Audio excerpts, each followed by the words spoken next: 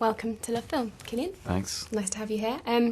So, Sunshine, in the film you play eminent physician Kappa, who is responsible for the payload that needs to ignite the sun. Can you tell us a bit about your character? Yeah, so Kappa is a physicist, and as you say, that the bomb, this bomb that is like the size of Manhattan, is his responsibility, and you know, we have to assume that he is, you know, the most brilliant physicist of his generation, and then I guess it's the story of the whole crew and how approaching the sun affects them all psychologically and affects the dynamic in the group, and how Kappa kind of emerges sort of surprisingly from that.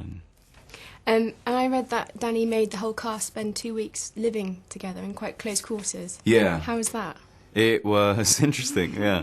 I mean, that's a very unusual thing to do in prep for a movie, and you know, that's the type of people he cast on films that are willing to go that length, and willing to commit that much, and then it does when you see that, you know, that opening scene in the movie when we're all sitting around having dinner. I think it takes it to another level when you've actually lived that, you know, because there's something that it brings a bit more reality to it, or there's something. And what was it like working with Danny again?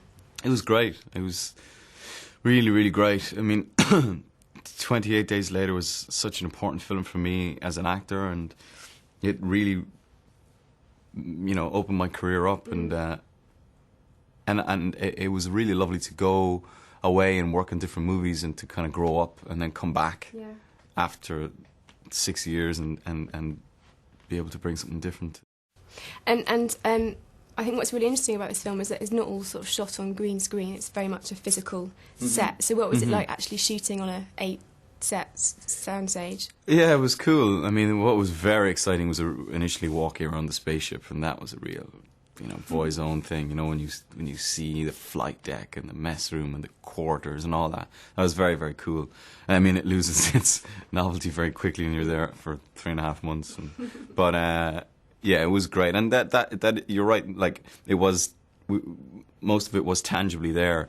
I mean, most of the CGI stuff is the sun and the outside of the spaceship and the dropped in for the Earth room and stuff like that. But it never compromised the performances in any way. And my last question to you: you've picked your script very, very carefully. Is there any sort of particular prerequisite you do when you read a script before you become attached to a film? Is there anything you look for in particular?